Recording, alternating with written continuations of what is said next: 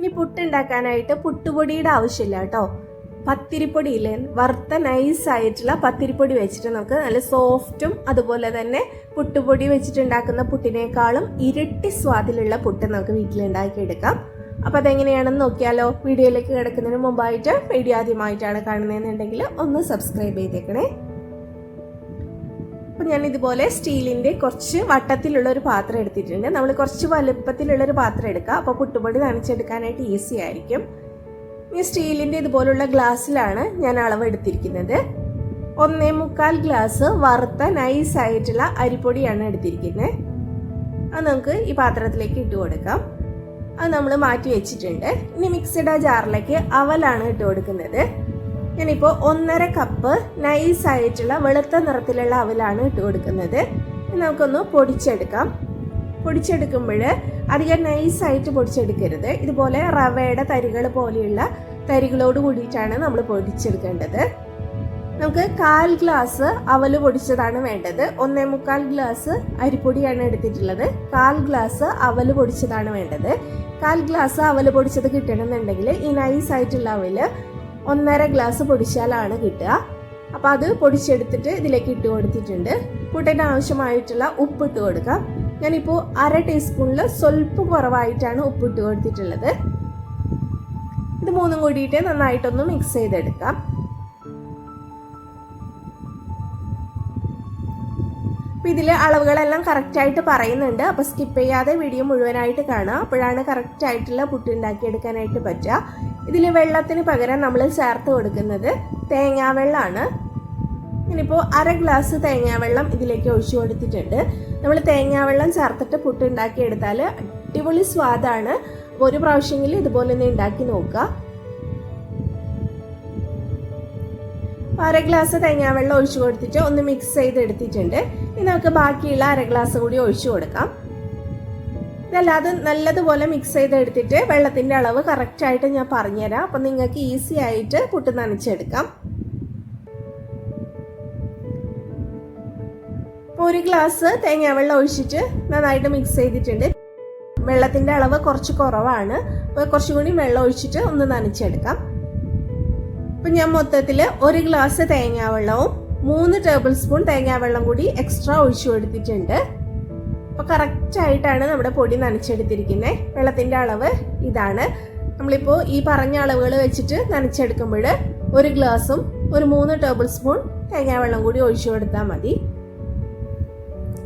നനച്ചെടുത്തതിന് ശേഷം ഇതുപോലെ കയ്യിൽ വെച്ചിട്ട് ചെറുതായിട്ടൊന്ന് പ്രസ് ചെയ്ത് നോക്കുക. അപ്പോൾ ആ ഷേപ്പിൽ തന്നെ ഇരിക്കുന്നുണ്ടെങ്കിൽ നമ്മുടെ വെള്ളത്തിൻ്റെ അളവ് കറക്റ്റാണ്. ഇനി നമുക്കിത് 10 മിനിറ്റ് റെസ്റ്റ് ചെയ്യാനായിട്ട് വെച്ച് കൊടുക്കണം. നനച്ചപ്പോൾ തന്നെ ഉണ്ടാക്കിയെടുക്കരുത്. ഒരു 10 മിനിറ്റ് റെസ്റ്റ് ചെയ്തതിന് ശേഷമാണ് നമ്മളിത് ഉണ്ടാക്കിയെടുക്കേണ്ടത്. അപ്പോഴത്തേനും പൊടി നല്ല സോഫ്റ്റ് ആയിട്ട് വരും. 10 മിനിറ്റ് കഴിഞ്ഞിട്ടുണ്ട്. ഇനി നമുക്കിതിലേക്ക് തേങ്ങ ഇട്ട് കൊടുക്കാം. തേങ്ങ ചിരകി എടുത്തിട്ടുണ്ട്. തേങ്ങ ചിരകി എടുക്കുമ്പോൾ ആ ബ്രൗൺ കളറിലുള്ള തൊലി പെടാതെ എടുക്കുകയാണെങ്കിൽ നമ്മുടെ പുട്ടിന് നല്ല വൈറ്റ് കളറിൽ തന്നെ കിട്ടും. 1 കൈപ്പിടി തേങ്ങയാണ് ഞാൻ ഇട്ട് കൊടുത്തിട്ടുള്ളത്. തേങ്ങ ചേർത്തിട്ട് ഇത് നന്നായിട്ടൊന്ന് മിക്സ് ചെയ്തെടുക്കാം. ഒരുപാട് പ്രസ് ചെയ്തിട്ട് മിക്സ് ചെയ്യരുത്. അപ്പോൾ കട്ടയൊന്നും ഇല്ലാതെ കട്ടയൊക്കെ നന്നായിട്ട് ഉടച്ചു കൊടുത്തിട്ട് വേണം നമ്മൾ ഇതുപോലെ ആക്കിയെടുക്കാനായിട്ട്. കണ്ടില്ലേ, പൊടി നല്ല പഞ്ഞി പോലെ സോഫ്റ്റ് ആയിട്ടാണ് ഇരിക്കുന്നത്.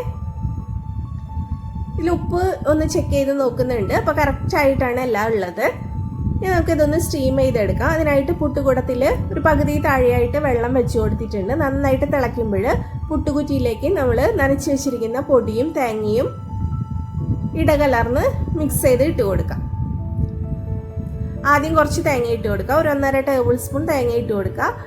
അതിനുശേഷം ഒരു 4 ടേബിൾ സ്പൂണോളം പൊടി നനച്ചത് ഇട്ട് കൊടുക്കുന്നുണ്ട്. വീണ്ടും 1 ടേബിൾ സ്പൂൺ തേങ്ങ ഇട്ട് കൊടുക്കുന്നുണ്ട്. അതുപോലെ ലെയറുകളായിട്ട് നമ്മൾ സെറ്റ് ചെയ്ത് കൊടുക്കുക. അപ്പോൾ 3 കഷ്ണം പുട്ടാണ് നമ്മൾ ഈ കുറ്റിയിൽ നിറച്ചിരിക്കുന്നത്.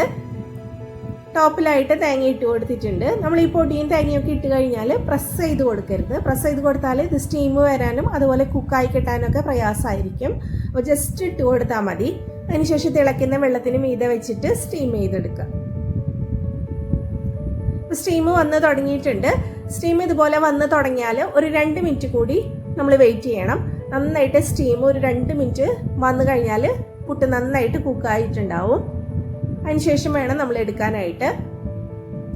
ഇത് പെട്ടെന്ന് തന്നെ സ്റ്റീം വരും. ഇപ്പോൾ 2 മിനിറ്റ് കഴിഞ്ഞിട്ടുണ്ട്. നമുക്കിത് എടുക്കാം.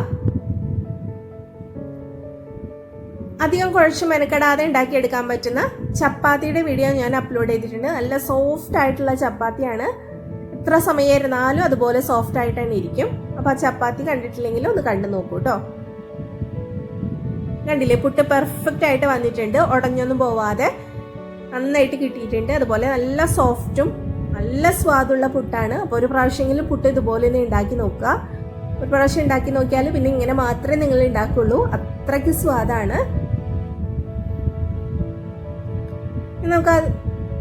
ഇനി നമുക്ക് അടുത്തത് ഇതുപോലെ തന്നെ റെഡിയാക്കി എടുക്കാം. പുട്ടുപൊടിയും തേങ്ങയും നമുക്ക് ഇതിലേക്ക് ഇട്ട് കൊടുക്കാം.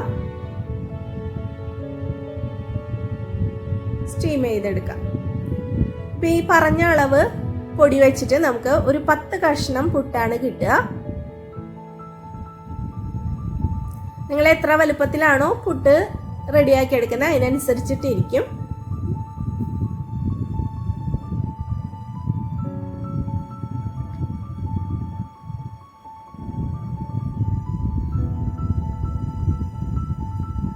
ഹോട്ടലിലെ അതേ ടേസ്റ്റിലും ഫ്ലേവറിലും കിട്ടുന്ന മസാല ദോശയുടെ വീഡിയോ ഞാൻ ഓൾറെഡി അപ്ലോഡ് ചെയ്തിട്ടുണ്ട്. അപ്പോൾ അത് കണ്ടിട്ടില്ലെങ്കിൽ കണ്ടു നോക്കൂ. നല്ല പെർഫെക്റ്റ് ആയിട്ട് നമുക്ക് ഹോട്ടൽ സ്റ്റൈലിലുള്ള മസാല ദോശ വീട്ടിലുണ്ടാക്കിയെടുക്കാം.